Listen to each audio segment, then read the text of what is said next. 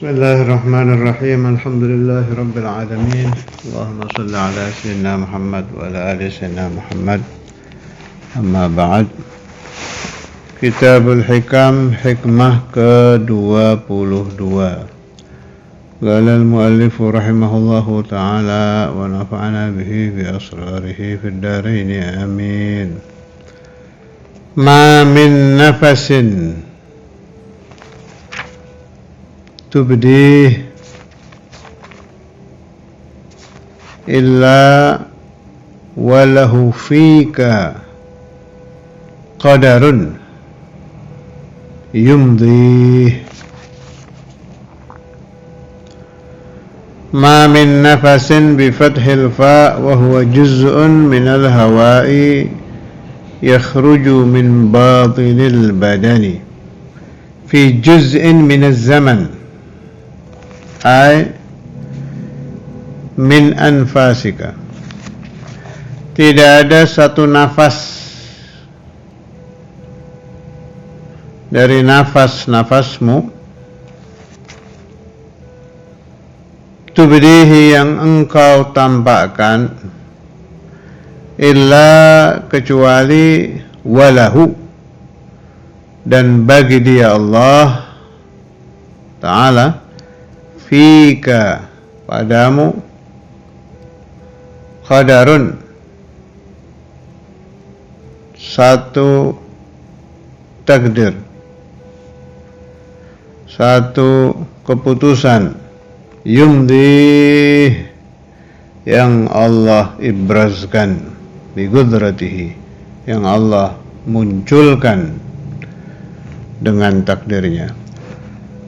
Ringkasnya, setiap nafas dari nafas insan,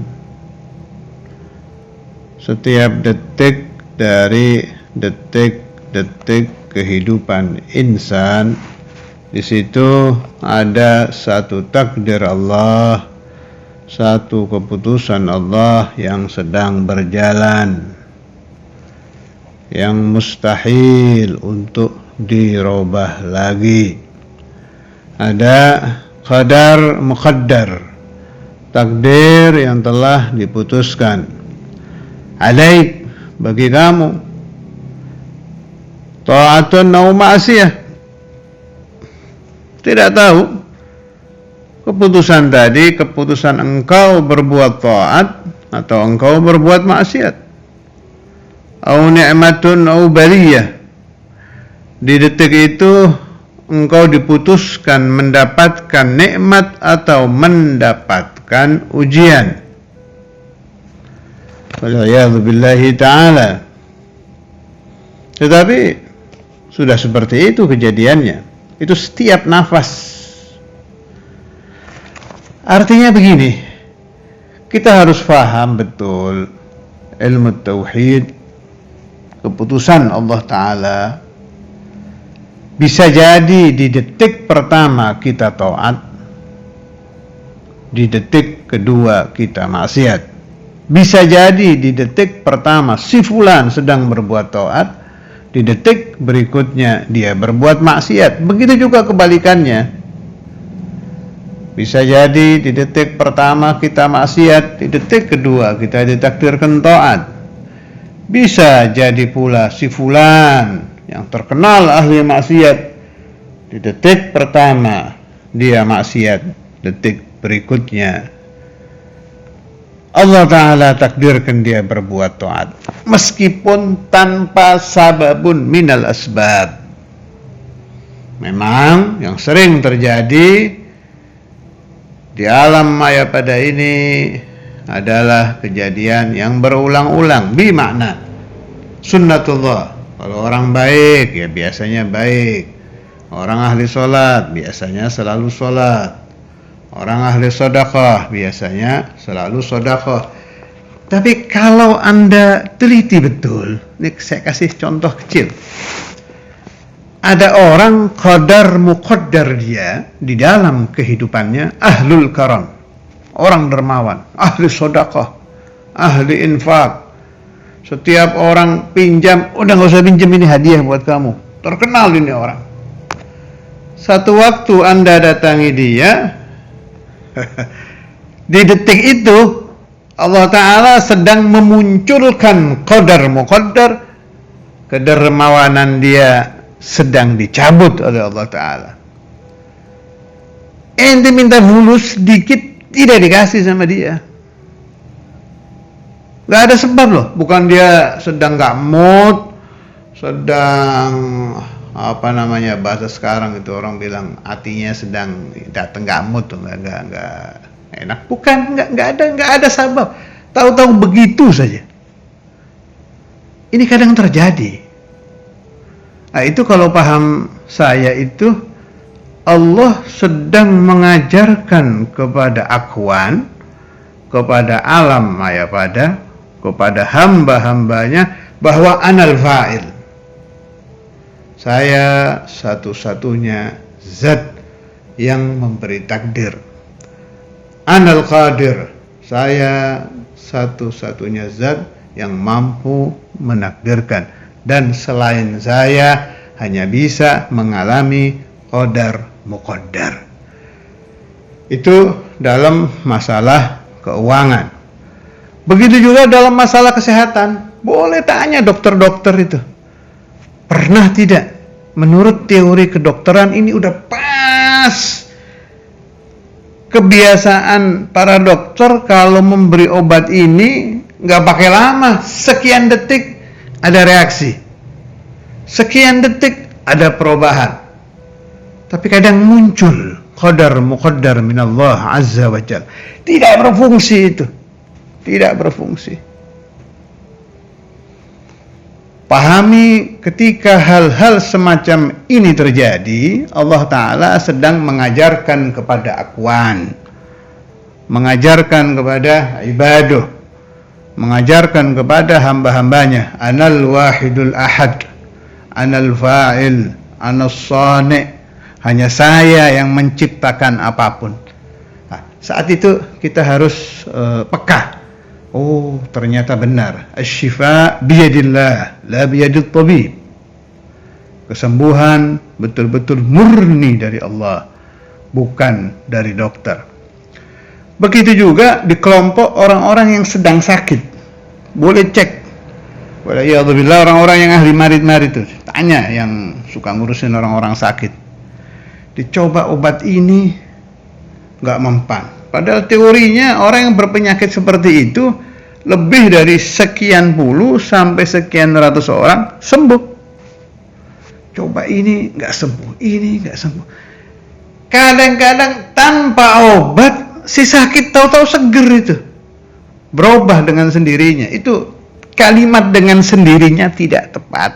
Yang tepat Allah Ta'ala sedang yuzhir, kalau bahasa syarah hikam tadi sedang yubris, mengibraskan, mendhahirkan qudratahul aliyah, takdirnya Allah Ta'ala yang maha tinggi. Faka'annahu ta'ala yaqul ana syafi, saya yang memberikan kesembuhan. Asy-syifa biyadi, kesembuhan murni di tangan saya, bukan di tangan dokter, bukan di tangan obat, bukan di tangan kebiasaan.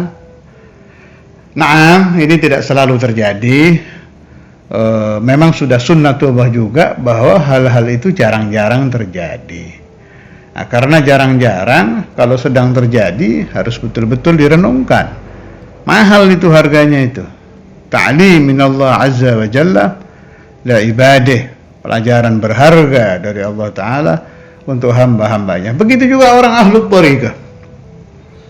Orang ingin menghilangkan kemalasan. Saya dulu sebelum nikah ahli qiyamul lail, ahli tahajud, ahli qiraatul Quran. Begitu saya nikah nih gara-gara suami, gara-gara anak, suami dibawa-bawa, anak dibawa-bawa, gara-gara nafsu inti, gara-gara nafsu kamu. Bukan, minta kepada Allah Ta'ala. Sebab Allah Ta'ala lebih ahli dari kita, alamu minna, lebih mengetahui dari kita, dan lebih mampu untuk merubah kebiasaan-kebiasaan jelek kita berubah menjadi kebiasaan-kebiasaan baik. Berapa banyak orang-orang yang kesibukannya jauh di atas kita, justru setelah menikah mereka menjadi orang-orang ahli qiyamul lail, ahli sedekah, yang dulunya selalu dipengaruhi syahwat, dipengaruhi macam-macam kehidupan kelam masa lalu. Begitu nikah malah sembuh, jauh lebih sibuk, malah lebih baik. Gimana hada? Hada kulluh min Allah azza wa jalla, dari Allah subhanahu wa ta'ala al-murabbi al-qadir. Allah itu betul-betul pendidik ulum, hakikatan huwa Allah. Al-mursyid al-kamil al-haqiqi hakikatan huwa Allah. Al-syafi al-haqiqi hakikatan huwa Allah. Al-mun'im al-haqiqi hakikatan huwa Allah. Karena itu fi kulli nafasin minal anfas, setiap nafas dari nafas-nafas kita, baik nafas keluar, baik nafas masuk, selalu mohon kepada Allah Ta'ala, menjerit di dalam hati apa yang sedang Anda hadapi. Yang sedang Anda hadapi itu, kalau bahasa saya, satu kendaraan yang memudahkan Anda untuk lebih khusyuk menuju di dalam meminta kepadanya. Apapun, hari ini sedang hadapi apa, jadikan itu kendaraan, naiki itu kendaraan. Apakah hari ini Anda sedang sakit? Naiki kendaraan sakit ini untuk menjerit, meminta kesembuhan kepada Allah. Apakah hari ini Anda sedang tidak ada uang? Naiki keadaan tidak ada uang itu untuk menjerit, memohon kepada Allah. Apakah Anda hari ini sedang diuji, anak Anda kurang menurut? Naiki kendaraan itu untuk memohon kepada Allah. Fakullu qadar muqaddar, setiap qadar muqaddar dari takdir Allah hakikatan adalah ni'amun masturatun, nikmat-nikmat yang tersembunyi yang menyebabkan Anda menjadi seorang pemohon yang khasyik, pemohon yang mutadzallil, pemohon yang hatinya hadir lebih dari biasanya, daripada waktu-waktu Anda sedang berada dalam keadaan nikmat. Maka Allahu a'lamu minna, Allah lebih tahu dari kita. Pergunakan kesempatan baik tadi, kesempatan sedang diuji itu, untuk memperbanyak munajat kepadanya, memperbanyak memohon kepadanya, memperbanyak meminta kepadanya, sehingga setiap nafas minal anfas ada kenaikan, ada tarakki, ada meninggi, ada lebih qurub, lebih dekat kepada Allah, ada akhsya, dari khasyik menjadi akhsya, dari orang khusyuk menjadi lebih khusyuk, dari orang yang hatinya hadir menjadi lebih hadir, dari orang yang hatinya mutadzallil, merasa rendah kepada Allah, naik lagi. Maka kenaikan-kenaikan ini adalah ni'am dari Allah, nikmat-nikmat dari Allah Ta'ala untuk kita, yang kalau tidak kita renungkan, kita tidak paham. Pahamnya kita hanya ujian aja. Saya lagi diuji nih hari ini sama Allah Ta'ala. Kapan berhenti ujian ini? Itu anak gak nurut-nurut sampai sekarang. Istri dari dulu begitu aja. Wallah ya akhi, robah sudut pandangmu. Hadapi takdir Tuhanmu dengan ilmun jadid, ilmu baru, fahmun jadid, pemahaman baru. Faham dari Kitabul Hikam dari Imam Ibn Athaillah, paham yang serba Allah, paham Rabbani, paham ilahi. Jangan pemahaman dari bawah terus, dari bumi aja itu pemahaman. Dari pemahaman mulut-mulut sekeliling Anda yang mengatakan, oh iya bener, kesian kamu ya, kehidupannya sudah begini di alam dunia ini. Coba sekali-kali cara memandang itu dari atas. Allah Ta'ala anzala laka hadha, Tuhan turunkan kepada kamu ini. Coba dari pandangan sana, jangan dari pandangan yang rendah, dari pandangan bawah, dari pandangan atas. Oh berarti Allah Ta'ala yurid ayyaghfira dhunubi. Dulu dosa saya sekian, maka setiap jeritan hati dari rasa tidak enak di dalam kehidupan duniawi membawa penghapusan dosa buat saya. Allah Ta'ala telah mempersiapkan untuk saya buyut fil jannah, sedangkan saya orangnya bukan ahli ibadah, saya malas ibadah. Berarti kendaraan saya untuk menuju ke rumah-rumah saya di surga nanti, ya ini Oh, saya minta rumah surga iya, ibadah nggak mau, kendaraan ujian nggak mau. Dari mana akan menuju rumah-rumah Anda sendiri di dalam surga nanti kalau tidak lewat merkub kehidupan-kehidupan yang kurang enak? Bukan tidak enak loh, kurang enak. Kadang ujiannya itu ujian biasa-biasa saja, yang kalau si ujian ini dihadapkan kepada hamba-hamba Allah Ta'ala yang memang diuji lebih berat, la syai', gak ada apa-apanya, cengeng aja kita, cengeng, padahal kecil-kecil aja itu ujian. Wa na'udzubillah minal ujian, jangan sampai kita banyak ujian. Ini hanya sebuah pemahaman dari Imam Ibn Athaillah yang kita pahami dan berusaha kita amalkan. Kita tidak berani meminta ujian kepada Allah Ta'ala, waliyadzubillah. Tapi kalau ujian itu sudah menjadi suratan takdir kita, kita harus bisa untuk menyikapi dengan sudut pandang langit, dengan sudut pandang bumi, dengan sudut pandang arifin, jangan sudut pandang orang yang tiap harinya mengeluh terus, seolah-olah dia dibenci sama Allah Ta'ala. Allah yuhibbak, Allah memberi itu kepada kamu karena Allah cinta kepadamu. Jelas ya, jangan selalu waliyadzubillah suudzon kepada takdir Allah. Wa kullu fa'ilin jamil wa fika amalna tawil.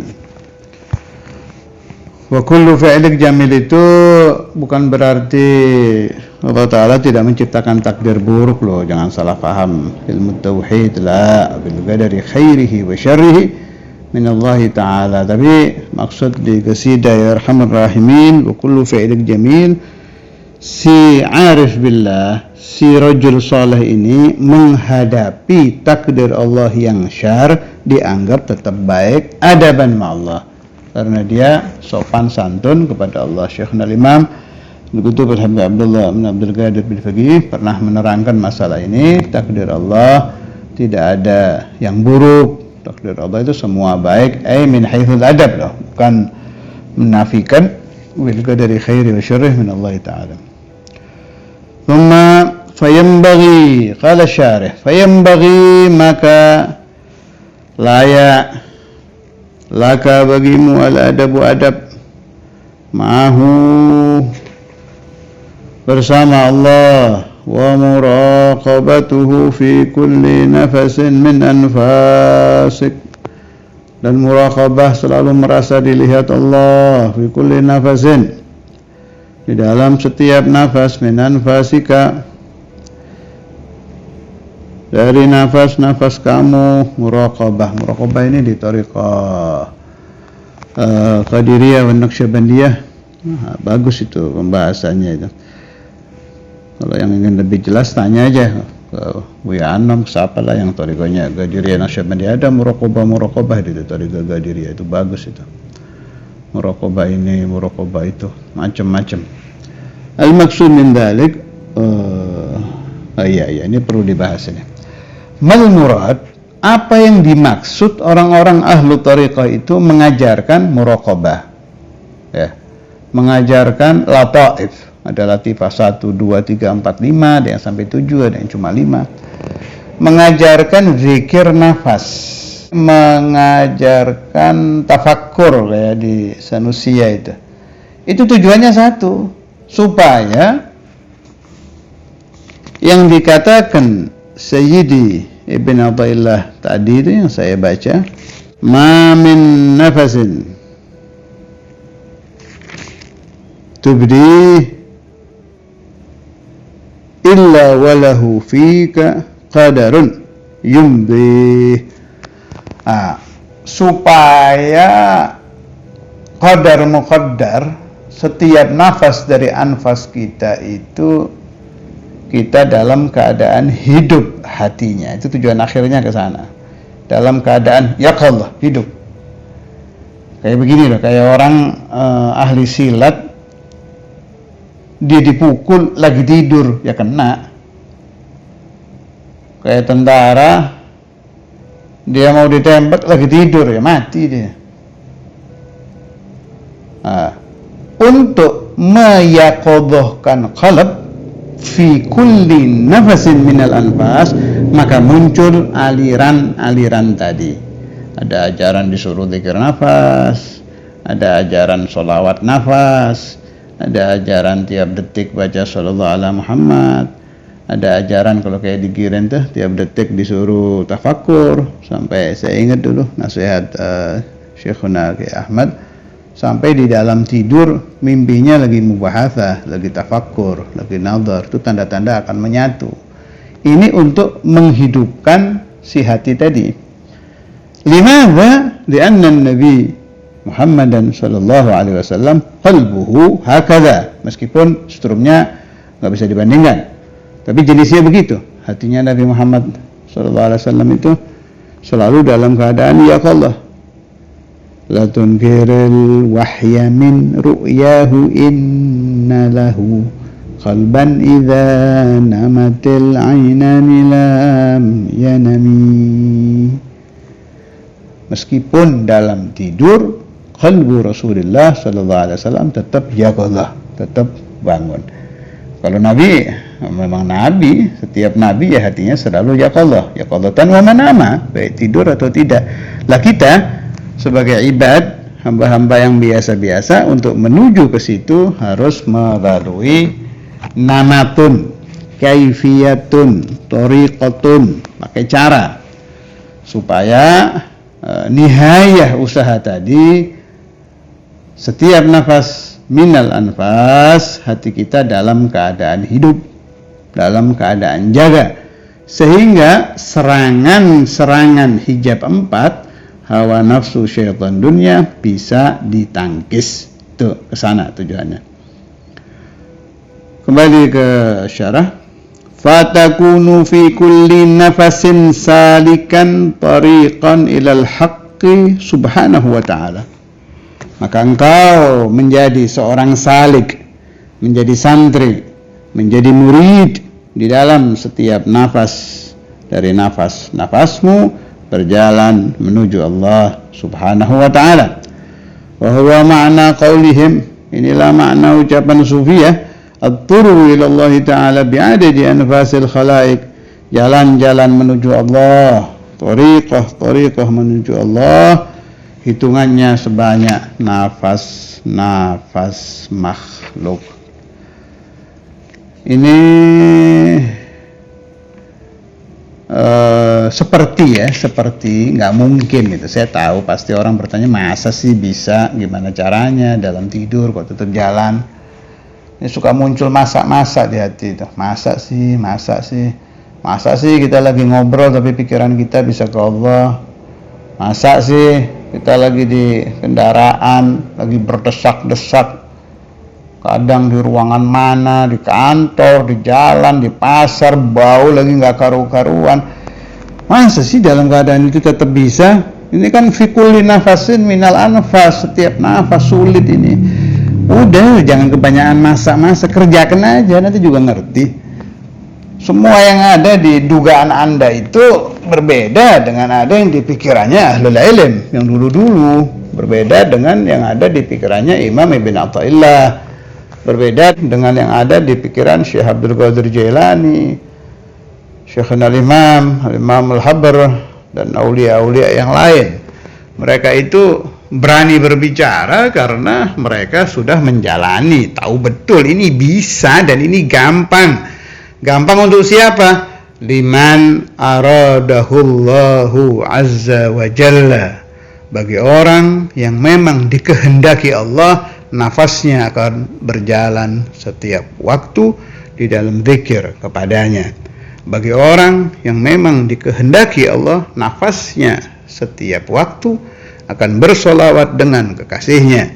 Bagi orang yang memang dikehendaki Allah, setiap waktu nafasnya akan merenung di dalam ilmu ma'rifah kepadanya.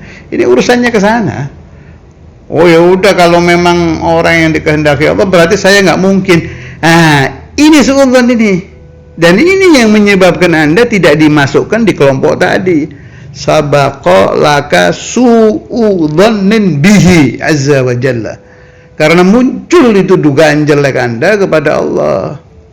Memangnya kenapa kalau Allah Ta'ala mau menakdirkan Anda setiap nafas ingat kepada Allah, setiap nafas tusalli ala Nabi, Setiap nafas taqra'ul Quran, meskipun sebagian ayat yang Anda hafal di dalam hati, jelas kalau di kamar mandi di dalam hati. Setiap nafas engkau tafakur kepada Allah.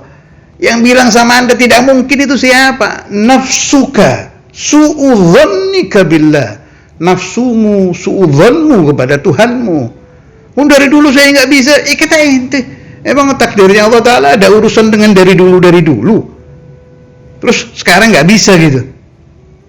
Kapanpun sebelum ente lahir Allah itu sudah Al-Qadir, sudah mampu menakdirkan apa saja.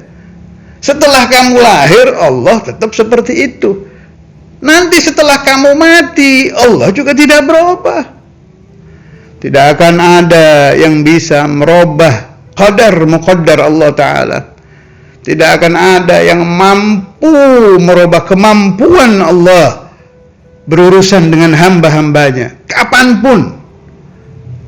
Gak ada urusan dengan waktu. Yang ada urusan dengan waktu itu insan. Siang dia lebih kuat, malam dia capek.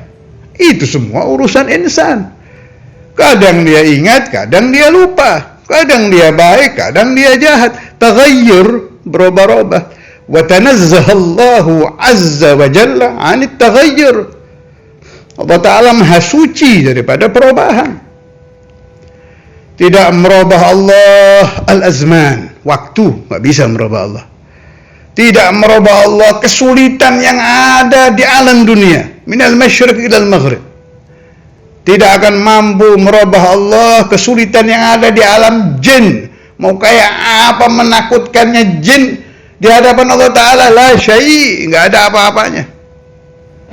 Tidak akan bisa merubah qadar muqaddar Allah jeleknya rupa setan.